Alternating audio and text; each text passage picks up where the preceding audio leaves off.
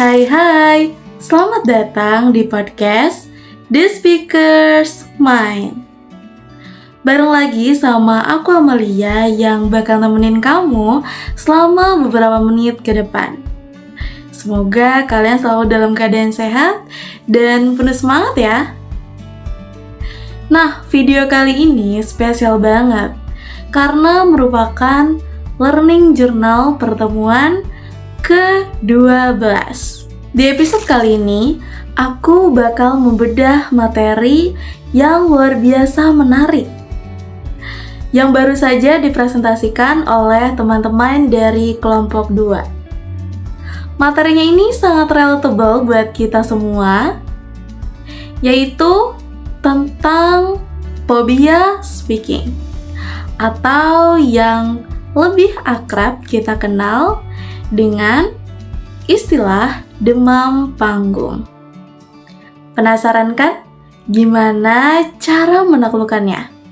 Yuk, simak sampai habis. Teman-teman, tahu nggak sih, ternyata rasa takut bicara di depan umum itu ada nama ilmiahnya loh, yaitu glossophobia. Kelompok 2 menjelaskan bahwa kemampuan berbicara di depan umum itu krusial di segala aspek. Mau itu di sekolah, di tempat kerja, kampus, dan lain-lain.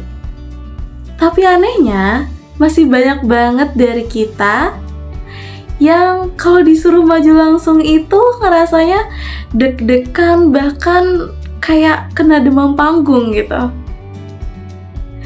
Jujur, aku pun kadang masih merasakannya sih. Kelompok 2 memaparkan ciri-ciri demam panggung yang sering banget kita alami, tapi mungkin gak sadar. Mulai dari jantung yang berdegup kencang, rasanya tuh kayak mau copot gitu ya. Lalu keringat dingin yang keluar berlebihan di telapak tangan atau wajah.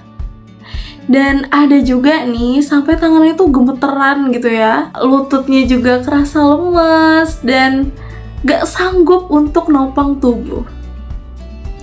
Bahkan perut itu kerasa sakit atau mual gitu ya rasanya. Yang paling parah adalah saat tenggorokan itu terasa tercekat sampai suara tuh gak bisa keluar. Dan tiba-tiba pikiran jadi ngeblank. Padahal materinya itu udah disiapin dengan matang-matang, tapi mendadak lupa semua. Pernah ngerasa gitu kan? Kenapa sih hal itu bisa terjadi? Kelompok 2 membaginya jadi 2 faktor teman-teman. Pertama, faktor internal dari diri kita sendiri, seperti kurang percaya diri, rasa takut salah, atau malu dinilai buruk oleh audiens, sampai adanya trauma masa lalu saat tampil. Kedua, faktor eksternalnya itu seperti ada tekanan nih dari audiens yang banyak, suasana ruangan yang gak nyaman, atau mungkin ini adalah pengalaman pertama kali pas tampil. Efek dari demam panggung ini gak main-main teman-teman. Kalau kita biarin, ini bisa menghambat penyampaian informasi, mengganggu performa akademik, atau pekerjaan kita. Dan yang paling disayangkan adalah menghambat pengembangan potensi diri kita. Jadi sering melewatkan peluang emas hanya karena takut bicara. Kelompok 2 juga memberikan nih resep rahasia biar mengatasi kecemasan ini.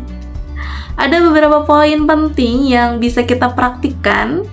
Pertama, kita harus siap dulu secara fisik maupun mental. Pastikan tubuh dalam kondisi yang fit sebelum tampil. Lalu berdiri dengan tegak dan tunjukkan gestur yang meyakinkan.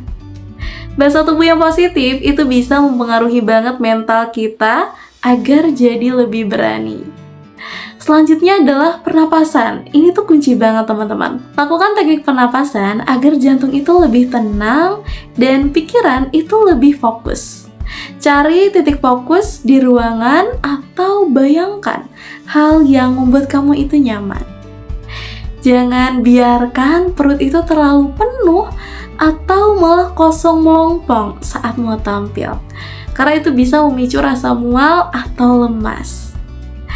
And kesimpulannya, demam panggung itu manusiawi dan bisa dialami siapapun teman-teman. Kuncinya bukan menghindari rasa takut itu, tapi gimana kita mengendalikannya. Dengan persiapan yang matang, latihan yang konsisten, dan pengendalian diri yang baik. Phobia speaking ini pasti bisa kita atasi. Ingat, setiap pembicara hebat dulunya juga seorang pemula yang mungkin gemeteran saat pertama kali pegang mikrofon. So guys, itu adalah akhir dari video learning journal ke-12 kali ini. Aku Amalia pamit dulu dari The Speaker's Mind. Keep speaking, stay confident, and see you in the next episode. Bye!